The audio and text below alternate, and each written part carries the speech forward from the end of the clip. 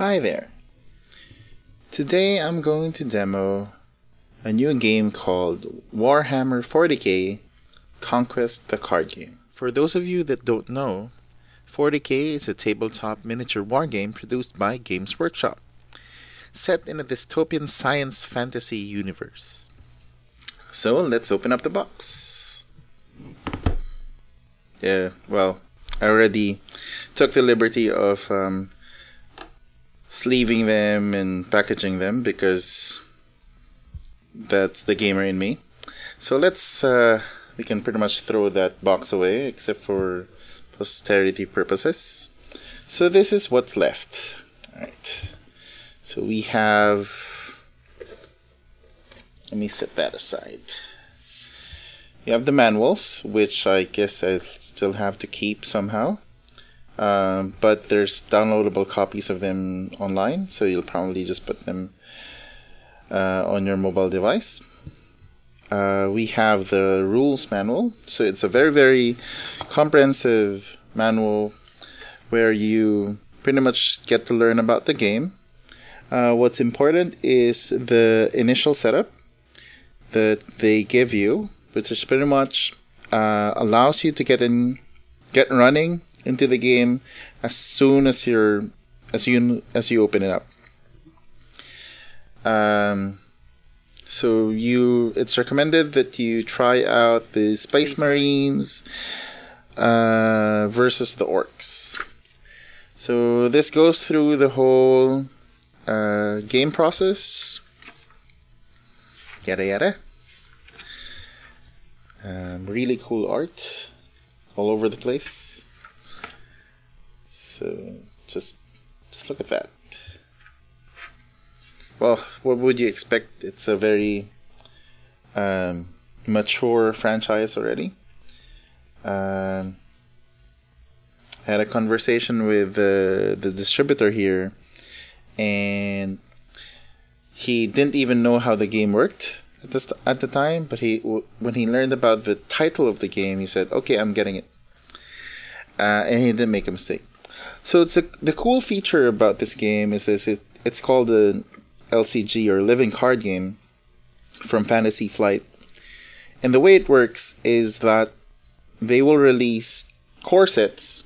So again, that box that we saw earlier, and it pretty much comes with the whole core set of the game. Yeah, hence the name core set. Sorry about that. But then it's expanded not by collectible packs, but rather complete set expansions. And the first core set actually gives you Space Marines, Tau, Eldar, the Orcs, and the Imperial Guard before, but it's now called Astra Militarum. You also have Chaos and Eldar. What you don't have, which will be added later on, would be the Tyranids and some other, maybe the Necrons, I'm not sure. But you basically get 7 straight from the box. And that's pretty cool. So just one more bit that I like to show you. This is the reference guide, and they have very, very good icons. I was looking for some definition on some, just a card that just had an icon on it, and quickly, just by browsing through this, I actually saw the description right away.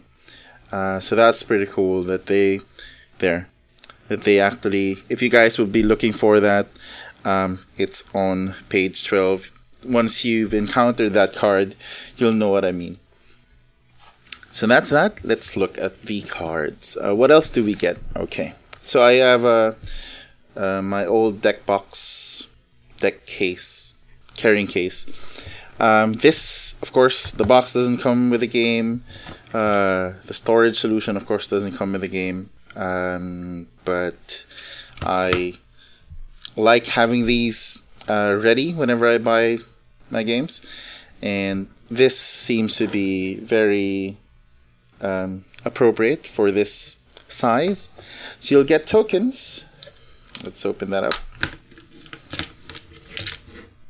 You have these are the resource tokens, so they're pretty cool. These are the damage tokens. This is the first player marker, or the initiative marker, and this is the first planet token. 2 damage tokens doesn't fit. You get this cute proof of purchase tag of sorts, so I'd like to keep that as well. So that's that, and then you get these 2 commitment dials or assignment dials. I'm not too sure yet. Just read through the rules a little bit and went through a simulation game. Yeah, so you basically can use this for later on as assignments on how your warlord would come into play. Next cool bit is the tokens. Well, they're basically smaller cards that represent creatures that are being summoned. Yeah, a friend of mine just went out of the office. So those are the cards there. So you got goblins and basic grunts in the game, and you can summon them. They didn't give you just some weird tokens to work with. They actually still gave you art to spur your imagination with. Alright, cool. Next. So the game is just coolness upon coolness upon coolness. So the reason why I was really interested about this game was because of the fact that it uses a concept of warlord. So I came from a TCG. You guys already know what I'm talking about. And I really miss the depth of that game, especially being able to suit up my hero. Suit up the character that I represent, and this now allows you to sort of immerse yourself as this persona in the game. So we have here Commander Shadowsun from the Tau, and he has what was it called? The basic side and the bloodied side. So this is what you start with, and once you've finished off his life, he will flip. Again, sorry for the term. And return back to your HQ. So what's cool with it is you got permanent damage. So when things receive damage, you put them there. The artwork is just awesome. Let me just get some Space Marines. There. So I've already started to play on this, and let me just get the focus proper. Would you look at that? I mean, ample amount of space for the image. You have the card text, very readable. Damage and toughness, cost, everything is clear and crisp and intuitive, and that's what really makes a game worthy. It's when you can come up to it and see the simplicity, but at the same time be able to then explore the deep strategy that's hidden within. So just another cool card. My camera is not focusing. Well, and then another cool aspect of this game is your warlord comes with his posse, with his elite group. So these people are required when you're deck building, and they come with that warlord, and it adds to the flavor and the theme of the game, where he has this elite group that will never leave his side, and the artwork is just so cool. So pretty much you can check out more in-depth videos out there on how the game works and whatnot. I just wanted to sort of show you how it would be packaged and what you get from the box. And it's a lot of cards. It's a lot of cards. So prepare your pack of sleeves, because you're gonna need a lot, because there's a lot of them. And the box, the original box, couldn't carry all of it. See, I'm coming from two perspectives. After my whole addiction, if you may, into card gaming, where we even would fly out to other countries to compete. After that mother game that I was playing pretty much died down, I went into board games and pretty much enjoyed the relaxed nature, the non-competitive, more family, more friendly oriented environment.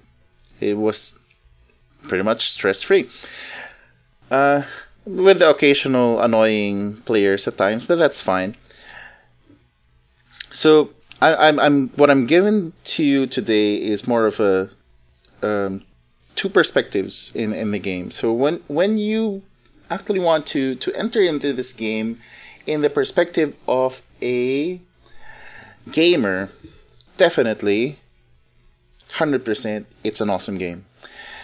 Get 3 copies right away when you buy the core set, because you will need it, you would want it. There's a basic rule where you on the deck building, and it requires you just 50 cards, but there's just so much awesome combinations that you can work with. One peeve about the combinations, as I'm not sure, but I've read in the manual, the way it works is that you can only choose one alliance from where you're starting from. So if I'm the Space Marines and I want to build a deck, I can work with the Astra Militarum or the Tau.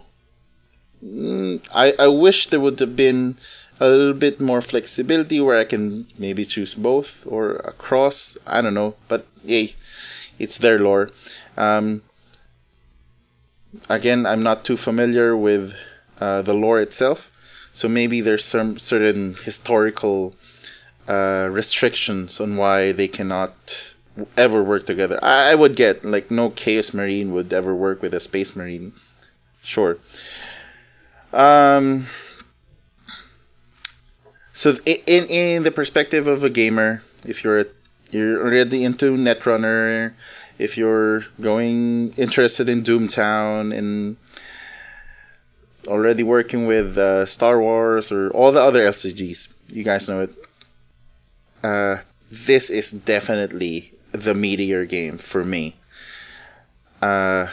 There's so much that's going to happen with just how they developed the game and how they incorporated the right tactical depth. It's just, it will sate the hunger, and I'll say it straight out, of all those World of Warcraft card gamers out there who's hungry for that tactical combat system. This takes it another level, guys. I'm telling you. Now, enough of that. For the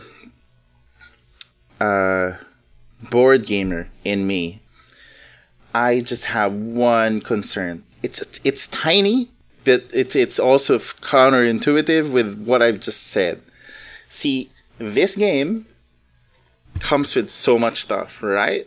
And you can pretty much play with all the factions, but you can't customize. It doesn't fit. I've tried, and the amount of loyals cards and the deck restrictions does not give me enough pool to match the 50 card requirement when I switch over to one side or another. I'm not sure if I'm doing it correctly or not, but I've checked and I think that's really how it works. So I think by default, if you're a gamer, you wouldn't mind. You know, buy 2 of these, 3 of these. If you have friends, you're going to probably buy 6. I don't know.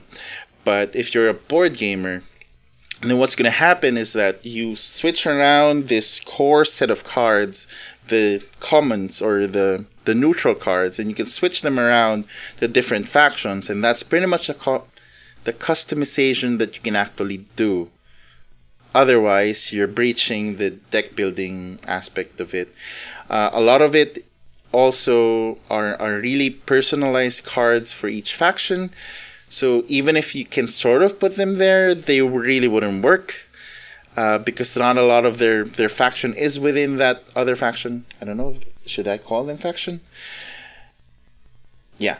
So that's the only thing. If you're a board gamer, that is the only tiny bit that might turn you off from this game. But then again, I think most LCGs work like that. But anyway, point is, it's a great game. Tactical aspect, really cool.